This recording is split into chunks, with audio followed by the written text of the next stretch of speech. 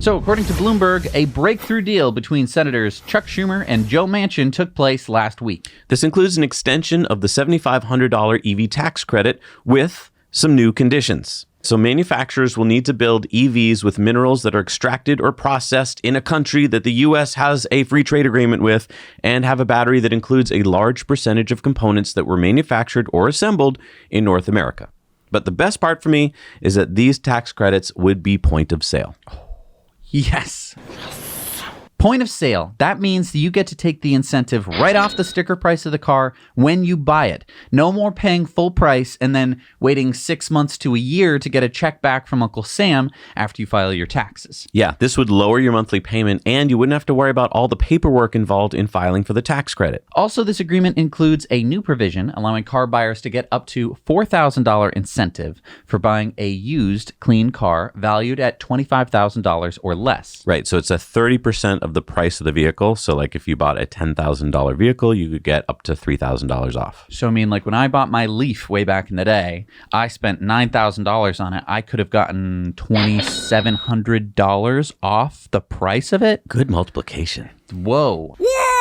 I mean, that's awesome. This deal also removes the 200,000 car cap. So Tesla, GM, and Toyota would be able to participate again. The bad news, because there is bad news, there is an income and price cap. There is a price cap for eligible vehicles of $55,000 for new sedans and $80,000 for vans, pickups, and SUVs. And so that means that if the price of the vehicle, because you added the special leather interior, if that goes over $55,000 for a sedan or $80,000 for a van, pickup, or SUV, then you do not get any tax credit. This is going to be tricky for some people, right? Because, the Model 3 is right on that edge. The Rivian's right on that edge.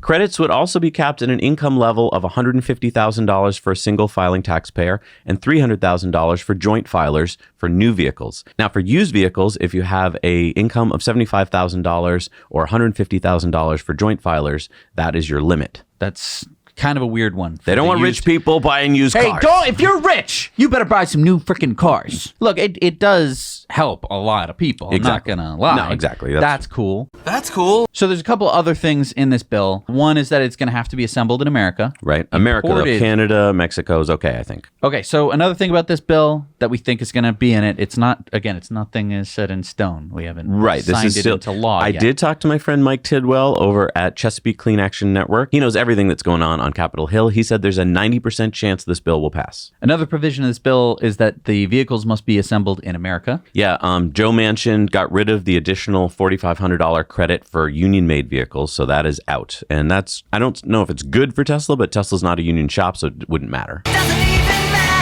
Here's the weirdest part about this whole thing. Yeah. This would apply for deliveries starting on January 1st of 2023. Right. So here's the deal. If you buy your car, let's say in December, but get it delivered in January, then you're all set. But if you were to buy your car now and get it delivered, let's say in November of this year, you wouldn't get the credit. So my guess is that there's going to be a sales dip where a lot of U.S. buyers are just going to wait this out until January 1st or so. It wouldn't necessarily affect certain cars, though, right? If you were buying a Ford. Exactly. We're getting our Ford F-150. That won't matter for us.